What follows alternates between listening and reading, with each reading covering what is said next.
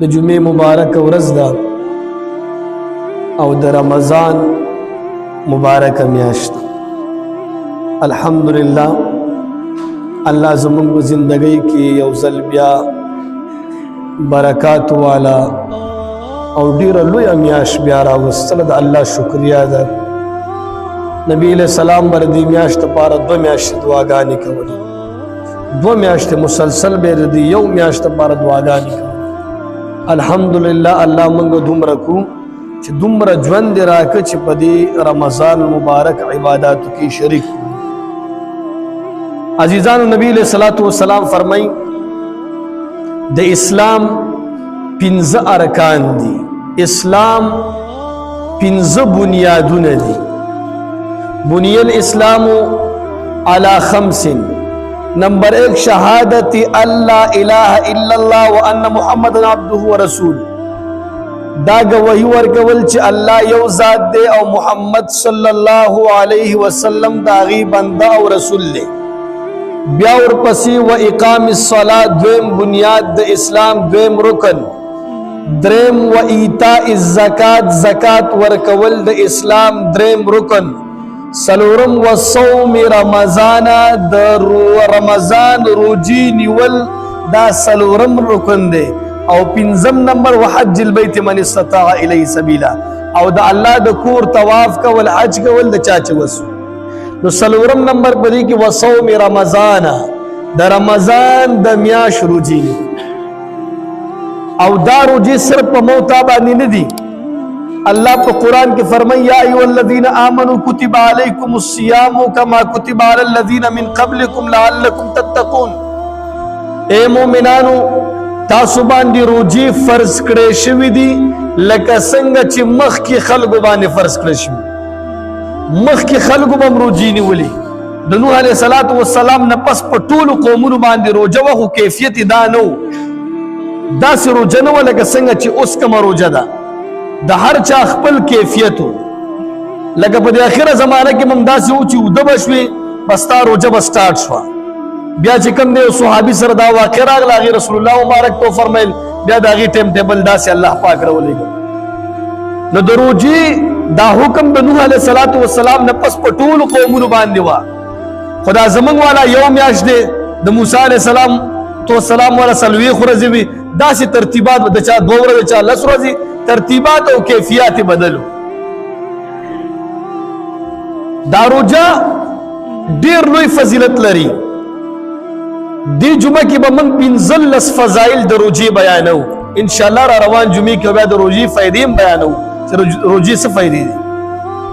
اول د روجې فضیلت دا دی چې د دې په مثل باندې یو عبادت هم نشته، د دې برابر یو عبادت هم نشته. سنن نسائی یو کتاب دی، هغې کې نبی علیہ الصلوۃ والسلام یو حدیث راځي.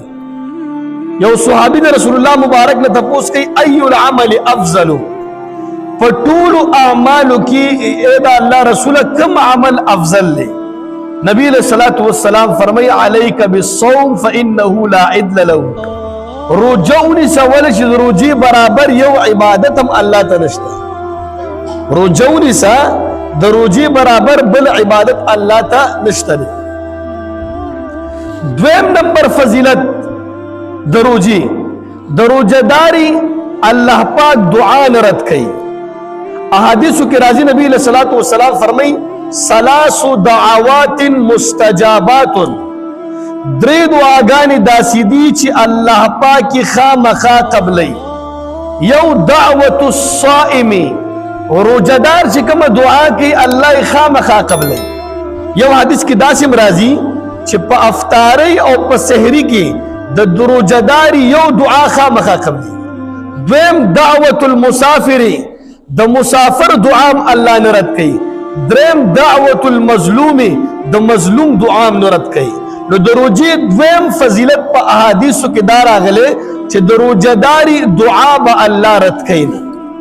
دریم فضیلت په احادیثو کې د روجې دا راځي چې روجهدارو دپاره الله پاک یو دروازه جوړه کړې په جنت کې، په هغې باندې به صرف روزهداري خلک ځي.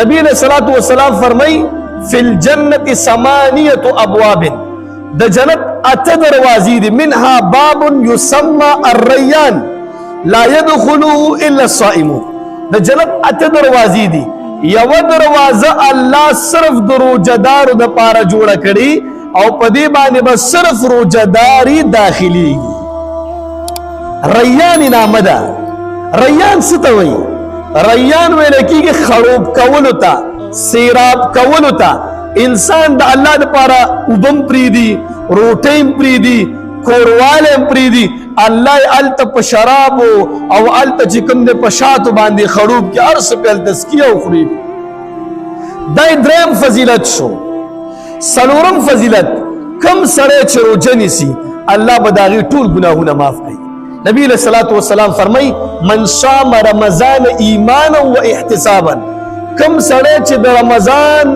روزي نیسي د ایمان په حالت کې یعنی مطلب مؤمن وي و احتسابا د ثواب په نیت باندې غفر له ما تقدم من ذنبي مخکې ټول ګناهونه الله معاف سبحان الله دا سره واده شوی دا دې روزي سره چې کوم روزه موږ نیولې ده د ثواب په نیت او د ایمان په حالت باندې غفر له ما تقدم من ذنبي مخکې ټول ګناهونه دې الله معاف کوي پنځم نمبر فضیلت د روزي الله پاک روزدار د جهنم نه لری کوي د اویا کالو مسافت باندې یعنی اویا کال چې څومره مزل کیږي په دومره مسافت باندې الله روزدار سره د جهنم نه لری کوي یو روایت کې داسې مرাজি وای دومره د جهنم نه لری کوي لکه یو کارغه پیدا شي او دا الوزی بوډۍ شي او بیا مړ شي دا څومره مسافت چې دا وخی په دومره مسافت باندې الله پاک په روزي باندې انسان د جهنم نه لری کوي